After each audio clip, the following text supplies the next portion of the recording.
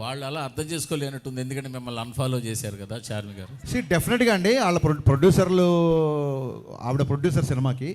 So ప్రొడ్యూసర్కి డెఫినెట్గా నేను ముందుగా డేట్ అనౌన్స్ చేస్తే ఇంకో సినిమా వచ్చినప్పుడు వాళ్ళ ప్లేస్లో నాకు ఉంటే నాకు కొంచెం ఇరిటేషన్గానే ఉంటుంది.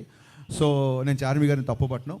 అండ్ సోషల్ మీడియా అనేది ఎవరి ఇష్టం, వాళ్ళు ఎవరు కావాలంటే వాళ్ళు ఫాలో అవ్వచ్చు, ఎవరికంటే అన్ఫాలో అవ్వచ్చు. అండ్ అన్ఫాలో అయినట్టు కూడా నేను కన్ఫర్మ్ చూసుకోలేదు, ఎందుకంటే నాకు ఎవరో మీమ్ పంపించారు. చాలా మీమ్స్ వస్తుంటాయి, ఐ డోంట్ టేక్ ఇట్ అంత సీరియస్గా తీసుకోను. అండ్ మీ అందరికీ అంటే ఇంకో ముఖ్యమైన విషయం చెప్పాల్సింది ఏంటంటే,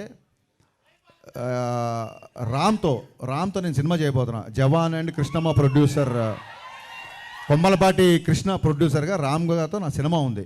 సో నేను సినిమా చేసే హీరోతో కావాలని చెప్పి ఏం క్లాష్ కానీ వెళ్ళట్లేదు. ఇదేంటంటే అన్అవాయిడబుల్ సిచ్యువేషన్స్. సో మాకు తప్పట్లేదు, దీన్ని మనస్ఫూర్తిగా అందరూ అర్థం చేసుకుంటారు అనుకుంటున్నాను. At the same time double smart, mister Bachchan రెండు బ్లాక్ బాస్టర్ అవ్వాలని మనస్ఫూర్తిగా కోరుకుంటున్నాను. హరీష్ గారు, మీరు రీమేక్స్ని డీల్ చేసే విధానం డిఫరెంట్గా ఉంటుంది. ఇప్పుడు గబ్బర్ సింగ్ డిఫరెంట్గా ఉంటుందా, బాగుంటుందా? డిఫరెంట్గా ఉంటుంది, బాగుంటుంది. మరి చెప్పొచ్చు కదా. సో చాలా యాడ్ ఆన్స్ చేస్తూ ఉంటారు. ఈ సినిమాకి సంబంధించి ఎలాంటి యాడ్ ఆన్స్ ఉంటాయి? ఒరిజినల్ సినిమాకి దీనికి ఎంత చేంజ్ ఉండబోతుంది? చాలా డిఫరెన్స్ ఉంది. ఇప్పుడు మీరు టీజర్లో చూసినట్టు ఒక 85 to 95 మధ్యలో జరిగే కథ ఇది బేసిక్గా. అందుకే అంటే కొంచెం సినిమా గురించి కొంచెం ఈస్టెటిక్గా పోయిటిక్గా చెప్పాలంటే, ల్యాండ్ లైన్స్, క్యాసెట్ రికార్డింగ్ సెంటర్లు, బజాజ్ చేతక ల్యాంబ్రేటర్ స్కూటర్లు, పీపీ నెంబర్లు, ఇవన్నీ కుమార్ శాను పాటలు, ఇవన్నీ కలిపితే మిస్టర్ బచ్చన్.